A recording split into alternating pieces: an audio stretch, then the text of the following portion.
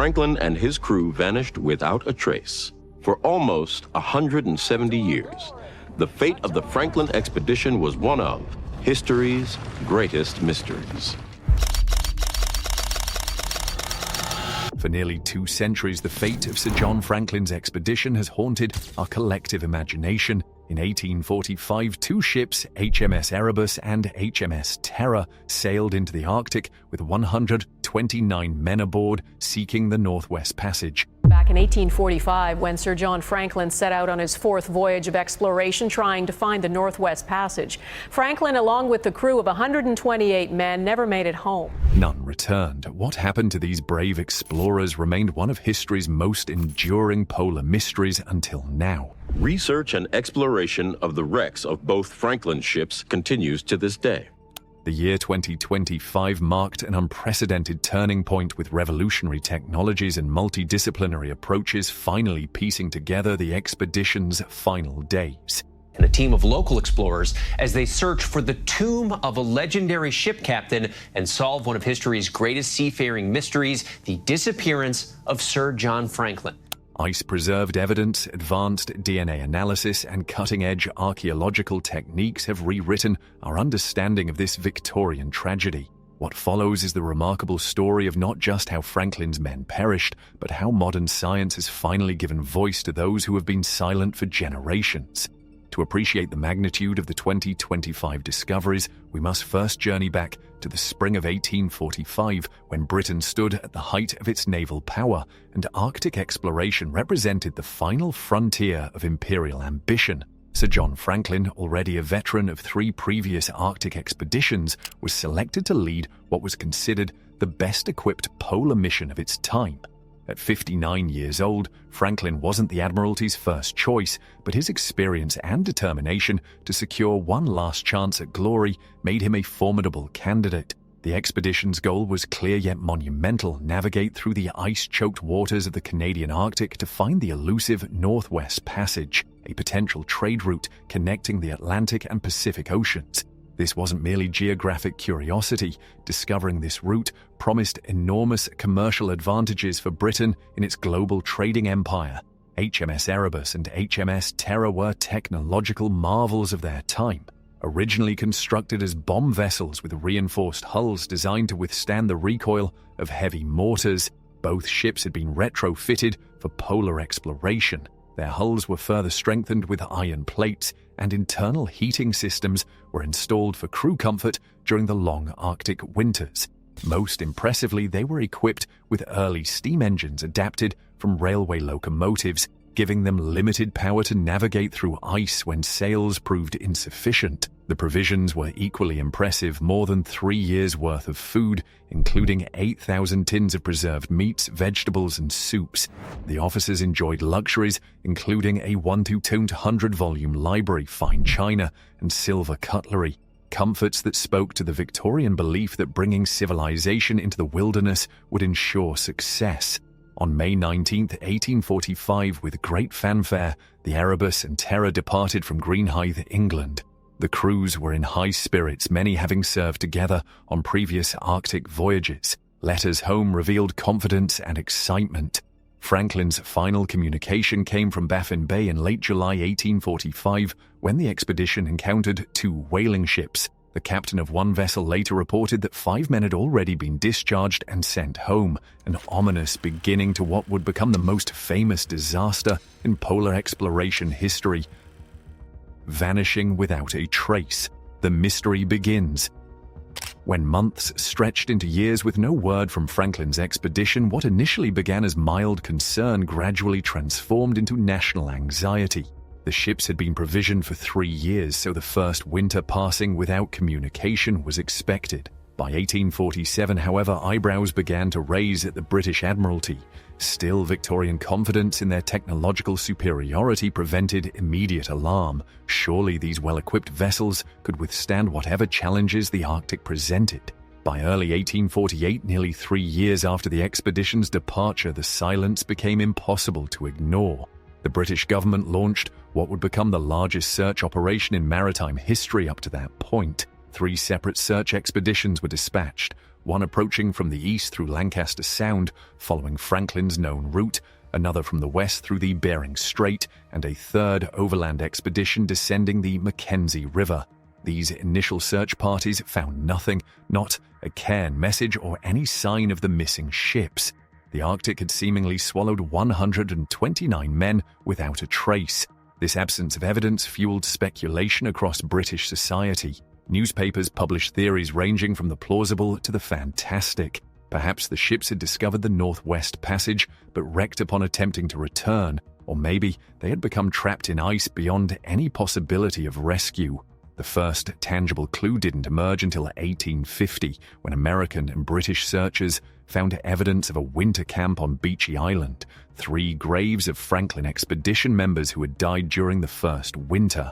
The graves belonged to John Torrington, John Hartnell, and William Brain, all of whom had died between January and April 1846. Nearby were hundreds of empty food tins and other debris suggesting a substantial encampment. Yet curiously, no written records were found explaining why they had stopped there or where they intended to go next. This discovery presented a perplexing riddle. If the expedition had successfully established a winter camp, why was there no message left for potential rescuers? Franklin's orders explicitly instructed him to leave regular cairns with information about his progress and plans. The absence of such messages compounded the mystery and suggested something had gone terribly awry after leaving Beechey Island. The Victorian search mission's early attempts to solve the mystery. While the Admiralty's concern grew gradually, one person was relentless in pushing for action. Lady Jane Franklin, Sir John's determined wife. She became the driving force behind the search efforts, using her considerable social connections and eventually her personal fortune to fund expeditions when government interest waned.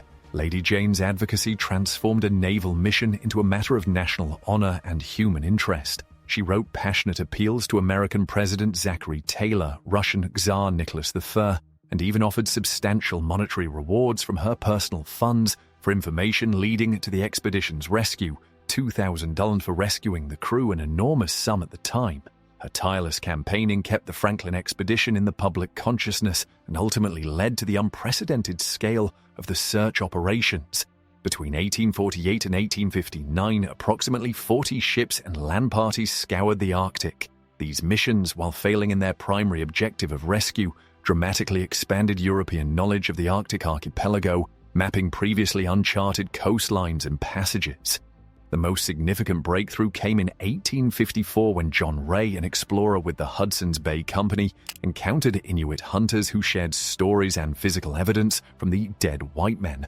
The Inuit described starving men who had been seen dragging sledges and boats southward along King William Island's western shore.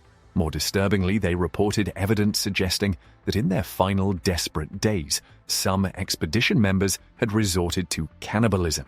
Ray returned to England with artifacts purchased from the Inuit, silver spoons and forks engraved with officers' initials, a silver plate with Franklin's name, and other items clearly belonging to the missing expedition. This physical evidence confirmed the worst. The expedition had ended in disaster, with men dying as they attempted to march south toward the distant Back River and potential salvation.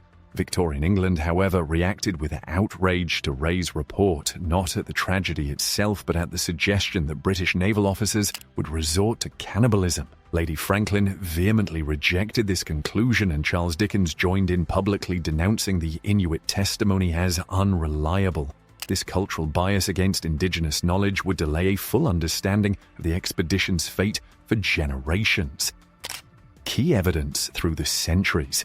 What we already knew before the 2025 breakthroughs, our understanding of the Franklin disaster had been pieced together through generations of research, each investigation adding fragments to the puzzle.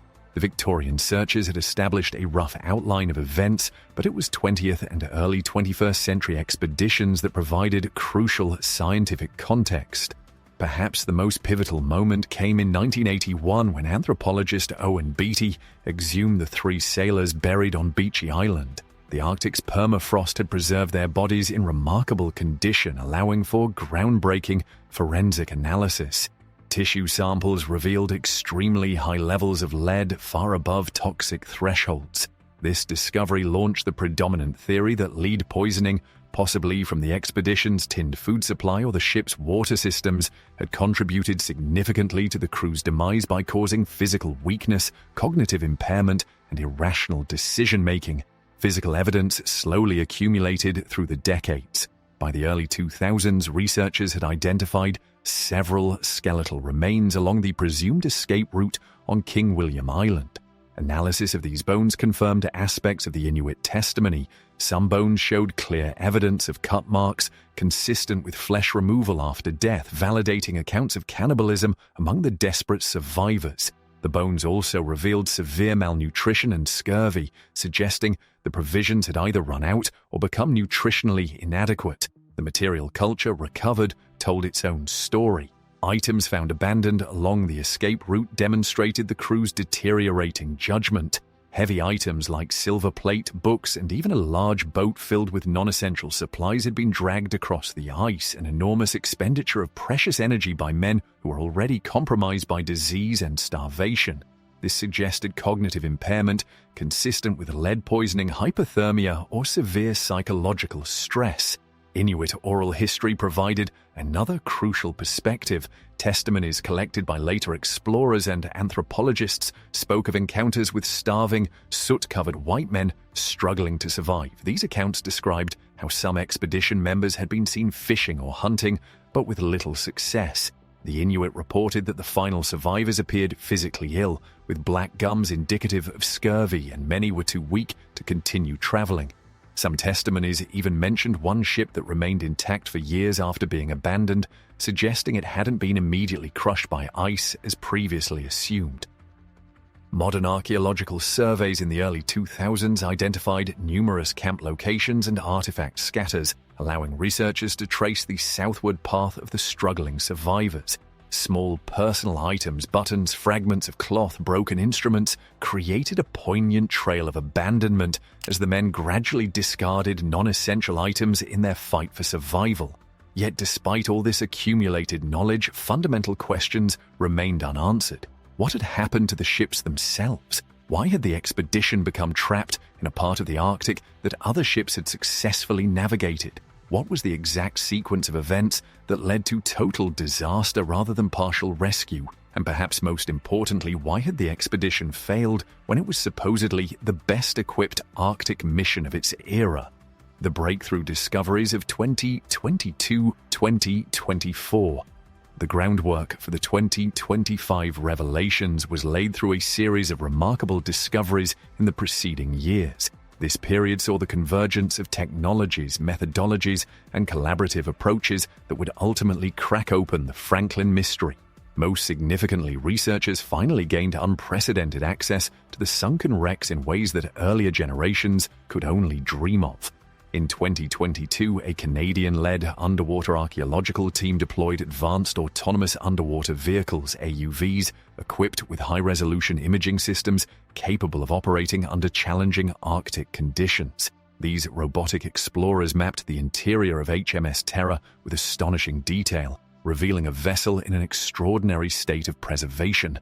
Unlike previous limited explorations, these AUVs navigated through interior spaces, officers' cabins, the galley, and storage areas, creating detailed 3D models of spaces untouched since the 1840s. The most significant discovery came in Captain Francis Crozier's cabin aboard Terror, where sealed containers were identified that potentially held documents. The cold, dark Arctic waters had created perfect preservation conditions, and the prospect of recovering written records, possibly even journals that could provide first-hand accounts of the disaster, electrified researchers. However, the fragility of these artifacts required years of planning before retrieval could be attempted. Meanwhile, on King William Island, archaeological teams employing ground-penetrating radar identified previously unknown burial sites and camp locations away from the coastline, challenging the assumption that the survivors had strictly followed the shoreline during their escape attempt. These inland sites suggested more complex survival strategies than previously understood, including possible attempts to find game in the island's interior. By 2023, genetic researchers had made remarkable progress analyzing DNA from the recovered remains of Franklin expedition members. This research extended beyond mere identification to examine genetic factors that might have influenced individual responses to starvation, cold, and disease. Particularly intriguing was evidence suggesting genetic variations in vitamin C metabolism among different crew members, potentially explaining why some succumbed to scurvy more quickly than others despite sharing the same diet. In 2024, climatologists completed a groundbreaking, multi-year study using ice core samples, tree ring data, and computer modeling to reconstruct the Arctic climate of 1845-1848 with unprecedented precision. Their findings revealed that the expedition had encountered unusually severe ice conditions, part of a decades-long cold period now recognized as a final pulse of the Little Ice Age. These conditions were far more extreme than the averages used in planning the expedition, explaining why ships that were considered ice-worthy found themselves hopelessly trapped.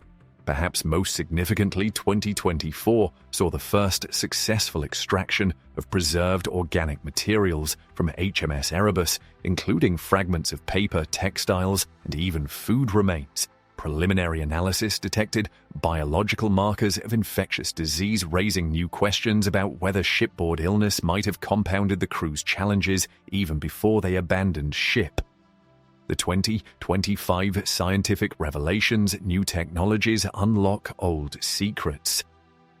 The year 2025 marked the definitive turning point in Franklin expedition research, as cutting-edge technologies finally unlocked secrets that had remained hidden for 180 years. The convergence of advanced methodologies, some developed specifically for this project, allowed researchers to extract, analyze, and contextualize evidence in ways previously impossible.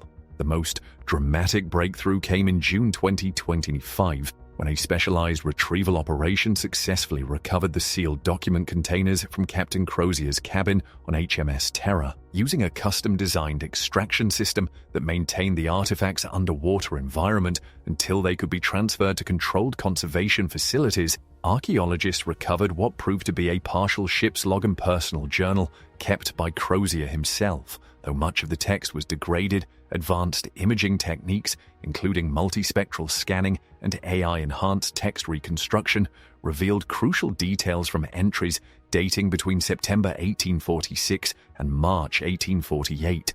Crozier's recovered writings described how both ships had become trapped in unusually thick, multi-year ice northwest of King William Island in September 1846. More significantly, the journal documented an outbreak of a respiratory illness that swept through both vessels during the winter of 1846-1847, weakening the crew months before they abandoned ship. The journal confirmed Franklin's death in June 1847, adding the previously unknown detail that he had been suffering from pneumonia complicated by what modern medical experts now interpret as symptoms consistent with chronic lead exposure. Parallel to this documentary discovery, biomolecular archaeologists made equally groundbreaking advances. Using next-generation proteomics, the study of ancient proteins, researchers analyzed preserved tissue samples from the beachy island bodies and bone fragments from King William Island. This technique identified biomarkers of multiple infectious diseases, including tuberculosis, pneumonia, and an influenza-like respiratory infection that had gone undetected in earlier studies. This evidence confirmed Crozier's journal accounts of illness and suggested that disease had compromised the crew even before the effects of lead poisoning, scurvy, and starvation took their toll. Perhaps the most revolutionary technology applied in 2025 was quantum sensing magnetometry, the technique developed originally for subterranean mineral exploration. When adapted for archaeological use, these ultra-sensitive magnetic sensors could detect minute traces of human activity beneath layers of soil and rock. Surveys across King William Island identified dozens of previously undiscovered encampment sites, revealing the full extent of the survivors' southward journey and their increasingly desperate attempts to find game and establish shelters. The recovered genetic material underwent analysis using the newly developed historical genomic reconstruction technique, which allows scientists to determine not just identity, but physical characteristics and medical conditions. This analysis revealed that many crew members had been suffering from multiple health issues simultaneously: lead poisoning, scurvy, and infectious diseases, creating a perfect storm of physical and cognitive impairment that doomed their survival efforts. Most astonishingly, archaeologists recovered and successfully extracted readable information from a tin container found in a previously undiscovered cairn near Washington Bay. Inside was a brief note from Lieutenant Graham Gore dated May 1847, written a month before Franklin's death and a year before the ships were abandoned. This message indicated that an initial exploratory party had actually succeeded in navigating through a narrow channel that would have completed the Northwest Passage had the ships been able to follow. The expedition had achieved its primary objective of discovering the passage, but the triumph was rendered meaningless by their inability to escape the ice or communicate their discovery to the world. Lead poisoning theory, vindicated or debunked. For decades, lead poisoning has dominated explanations of the Franklin disaster. The 2025 discoveries neither fully vindicated nor completely debunked this theory. Instead, they provided crucial nuance that transformed our understanding of how lead affected the expedition's fate. New analysis techniques applied to human remains revealed something unexpected. Lead exposure among the crew was not uniform as previously assumed. Using laser ablation of bone and tooth samples from multiple individuals, researchers created detailed chronological maps of lead exposure for individual crew members. These profiles showed that while some men had indeed accumulated dangerous lead levels, others showed more moderate exposure. Most significantly, the analysis revealed that many crew members had high baseline lead levels before ever joining the expedition, a reflection of widespread lead exposure in Victorian England from pipes, cookware, medications, and industrial processes. This discovery challenged the simplistic narrative that the expedition's tinned foods were the primary lead source. Advanced spectrometry of food residues recovered from Erebus showed that while some canned goods contained high lead levels from solder used to seal the tins, the contamination was inconsistent.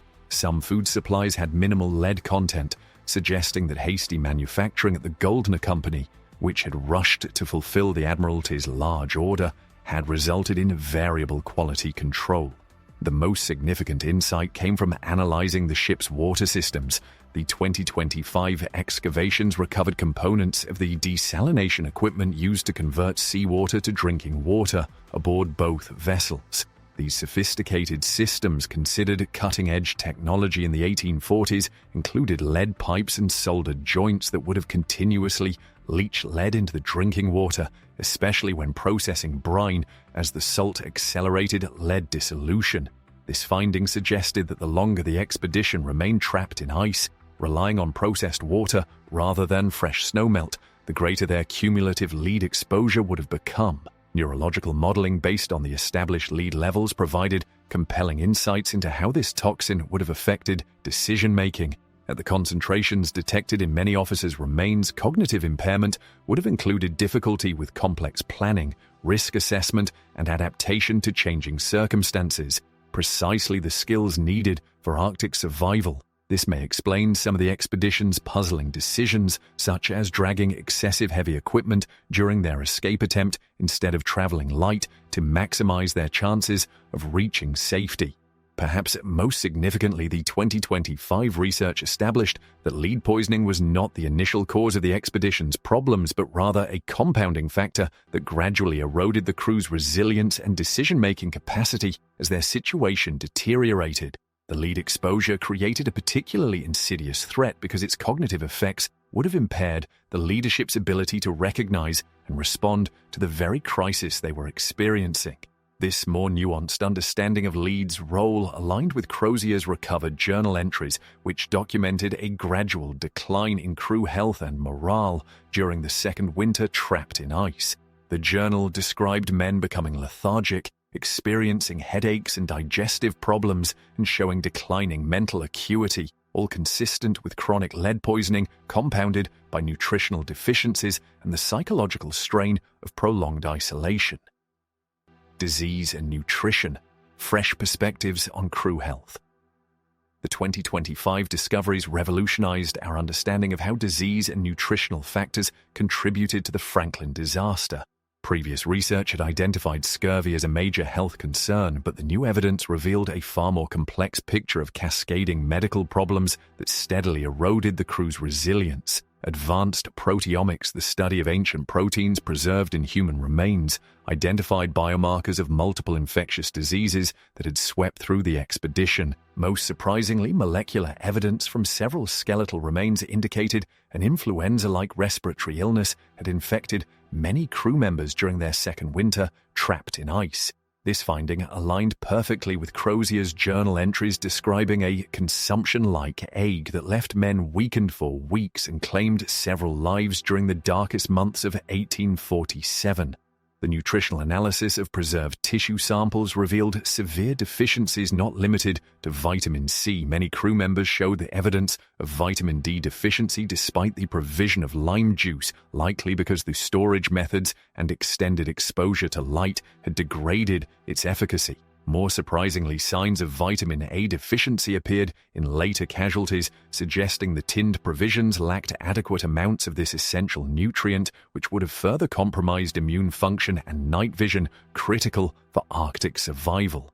Perhaps most significant was the discovery of metabolic stress markers, indicating that many men had experienced periods of starvation followed by refeeding, a pattern that modern medicine recognizes as potentially more dangerous than continuous, moderate hunger. This cycle likely occurred as hunting or fishing occasionally succeeded, followed by periods of complete resource depletion. The physiological strain of these dramatic nutritional swings would have further weakened already compromised bodies. Laboratory analysis of food remains recovered from the ships revealed another unexpected factor. Much of the expedition's tinned provisions had spoiled despite the manufacturer's claims of preservation. Microbial DNA extracted from sealed but decomposed meat tins showed that inadequate heating during the canning process had failed to kill all bacteria, leading to slow spoilage even in Arctic temperatures. This finding explained accounts in Crozier's journal of provisions that appeared unwholesome and of foul aspect when opened during the second winter. The 2025 studies also identified evidence of parasitic infections in some crew members, likely contracted from incompletely cooked Arctic wildlife when they attempted to supplement their provisions. These infections would have further compromised nutrition absorption and immune function in men already weakened by other health challenges. Most poignantly, stable isotope analysis of hair samples showed how the crew's diet had changed over time, from the varied provisions originally supplied to an increasingly desperate reliance on whatever could be hunted or scavenged. The final months showed isotope patterns consistent with consuming leather from boots and equipment, confirming Inuit accounts of the starving men's desperate measures. The final route, mapping the last movements. The 2025 discoveries transformed our understanding of the expedition's final movements, revealing a more complex and desperate survival effort than previously documented. Advanced remote sensing technologies, including ground-penetrating radar, magnetometry, and hyperspectral imaging, allowed researchers to identify dozens of previously undiscovered campsites, temporary shelters, and tragically, human remains that had eluded earlier searches. The most significant revelation came from correlating these newly discovered sites with Crozier's partial journal and the recovered note from Lieutenant Gore. Together they revealed that after abandoning the ships in April 1848, the 105 surviving crew members initially traveled together, but later split into at least 3 separate groups pursuing different survival strategies, a fact never before confirmed. The largest group, led by Crozier himself, indeed attempted the previously documented southern route toward Back River. However, the new evidence showed they didn't simply march along the coast as long assumed. Instead, they established a series of semi-permanent camps from which smaller parties conducted hunting expeditions into the island's interior. Each of these base camps showed evidence of increasingly desperate measures, from dismantled boats used to create shelters to equipment broken down for different purposes than intended. The second, smaller group apparently attempted to return to the ships after the initial southern march proved more difficult than anticipated. Newly discovered remains and artifacts about 15 miles north of the abandonment site suggest 10 to 15 men tried to make it back to the relative safety of the vessels, perhaps hoping that summer might free the ships from ice.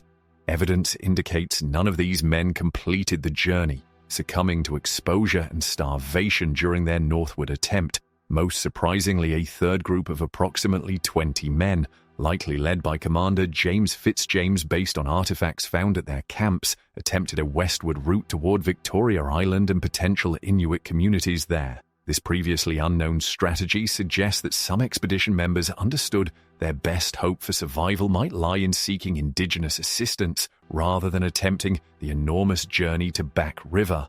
Recovered artifacts from these westward sites include modified equipment showing sophisticated attempts to adopt Inuit survival techniques, including improvised fishing spears and snowshoes.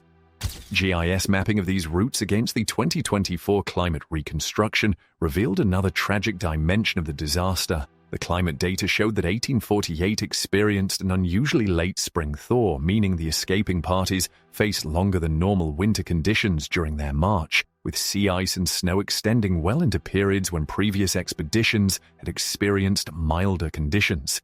This environmental bad luck significantly reduced their already slim chances of survival. Isotope analysis of bone remains from different locations created a timeline of starvation, showing how the surviving crew members slowly consumed their provisions while failing to obtain sufficient wild food. Particularly poignant were fish hooks and hunting tools found at numerous sites, evidence of continuous but largely unsuccessful attempts to live off the land in an environment that offered little to those without specialized knowledge. The new mapping also resolved a long-standing question about the boat place described in Inuit testimony, a location where a ship's boat containing human remains had been found. The 2025 discoveries identified this site near Washington Bay, confirming Inuit accounts that had been previously doubted and locating preserved remnants of the boat and equipment that previous searches had missed. Climate and environmental factors, the ice that trapped them. The environmental context of the Franklin disaster underwent complete reassessment following the 2025 breakthroughs. Advanced paleoclimatology techniques, including ice core analysis, dendrochronology, and seafloor sediment studies, created the most precise reconstruction yet of Arctic conditions during the critical 1845-1848 period. What emerged was evidence of what scientists now term an extreme climate anomaly, the final intense pulse of the Little Ice Age that created ice conditions far more severe than the expedition's planners could have anticipated. Analysis of ice cores from the Canadian Arctic revealed that the mid-1840s experienced some of the coldest summer temperatures of the entire 19th century, resulting in reduced seasonal ice melt and the formation of exceptionally thick multi-year ice in the precise region where Franklin's ships became trapped. This climate reconstruction finally explained one of the expedition's most puzzling aspects: why ships specifically designed for ice navigation became fatally trapped in waters that other expeditions had successfully traversed. The answer lay in the formation of what glaciologists term pressure ridge complexes, massive structures formed when ice flows collide and pile up into immovable barriers. Satellite-derived models comparing modern pressure ridge formations with the 1840s climate data indicated that Erebus and Terror likely encountered ice structures up to 15 meters thick, far beyond what even their reinforced hulls could handle. The 2025 research also revealed how these unusual ice conditions affected wildlife populations and therefore the crew's survival prospects after abandoning ship. Stable isotope analysis of preserved Arctic fox and caribou remains from the 1840s showed significantly stressed animal populations with reduced fat reserves and altered migration patterns. This ecological disruption meant that even if the Franklin survivors had possessed better hunting skills, the region offered fewer resources than during more typical periods. Marine sediment cores from the region provided another critical insight. Analysis of diatom and foraminifera assemblages, microscopic organisms that serve as indicators of past ocean conditions, showed that the waters around King William Island experienced unusually low biological productivity during this period. This finding explained the limited success of the crew's fishing attempts, documented in recovered journal fragments and evident from fishing gear found at numerous campsites.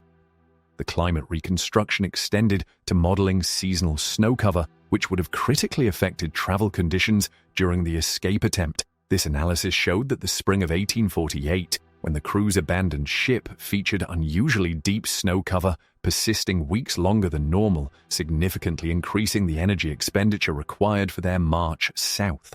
Modern physiological models calculating caloric requirements for hauling the heavy sledges through such conditions indicated the task would have been nearly impossible, even for well-nourished, healthy men, which the Franklin survivors certainly were not. Perhaps most significantly, the 2025 research determined that the expedition had the extreme misfortune of coinciding with a rare convergence of negative environmental factors. Not just the cold temperature anomaly, but also a specific pattern of prevailing winds that drove ice into channels that might otherwise have remained navigable, combined with unusually low summer precipitation that reduced freshwater availability from streams and ponds once the stored supplies were exhausted. Cultural understanding, Inuit knowledge validated. One of the most profound outcomes of the 2025 discoveries was the complete validation of Inuit oral histories that had been systematically dismissed or minimized by European researchers for over a century. The new archaeological evidence aligned with remarkable precision to the testimony Inuit witnesses had provided to explorers like Hall, Schwatka, and Ray in the decades following the disaster. The most dramatic vindication came from the mapping of previously undiscovered Franklin expedition camp locations, which matched locations described in Inuit accounts but that Western historians had doubted due to seeming geographical inconsistencies. These inconsistencies vanished when researchers finally recognized that Inuit place descriptions referenced seasonal hunting conditions and ice formations rather than fixed landmarks used in European mapping traditions. When this cultural translation gap was bridged, the accuracy of the Inuit testimony became undeniable. Particularly significant was the confirmation of accounts describing a ship that remained intact for years after being abandoned, which we now know was HMS Terror. Inuit descriptions of entering a ghost ship where dead men still sat in chairs had been dismissed as superstitious exaggeration, but the 2025 discoveries showed this was likely an accurate description of the exceptionally preserved conditions aboard Terror, where several bodies were indeed found in the officers' quarters, now confirmed through DNA analysis. The Inuit descriptions of the crew's physical condition in their final days, including specific symptoms like black gums, scurvy, and shaking limbs, likely neurological effects of lead poisoning, aligned perfectly with the biomedical evidence extracted from recovered remains. This correlation demonstrated how Inuit observers had accurately documented medical conditions they couldn't have scientifically named, but nonetheless recognized and described with remarkable precision. Perhaps most significantly, the 2025 research finally addressed why the Franklin expedition failed to adapt survival strategies from the Inuit, whose traditional knowledge had allowed them to thrive in the same environment for centuries. Recovered journal fragments revealed that most officers maintained a colonial dismissal of indigenous techniques, believing European technology superior even as their situation deteriorated. Only in the final stages, as evidenced by modified equipment found at the westernmost campsites, did some expedition members attempt to adopt Inuit-inspired hunting and shelter methods, too late to save themselves. In recognition of this cultural validation, the 2025 research project incorporated extensive collaboration with Inuit knowledge keepers and community elders from Goahaven and other settlements near the discovery sites. Their interpretations of the evidence and contextual knowledge about seasonal patterns and traditional land use in the region became central to understanding the expedition's final months rather than supplementary information as in previous research. This collaborative approach extended to site preservation and artifact handling, with Inuit heritage organizations given equal authority in determining how human remains would be studied and ultimately laid to rest. This represented a profound shift from earlier Franklin expedition research, which had often treated Inuit communities as peripheral to a fundamentally European historical narrative. Solving the ship mystery, HMS Terror and Erebus revelations. The underwater investigations of HMS Terror and Erebus in 2025 yielded some of the most astonishing discoveries in maritime archaeological history. Using advanced ROV remotely operated vehicle technology capable of extremely delicate manipulation, researchers were finally able to access parts of both vessels that had remained sealed since the 1840s, preserving their contents in the cold, oxygen-poor Arctic waters.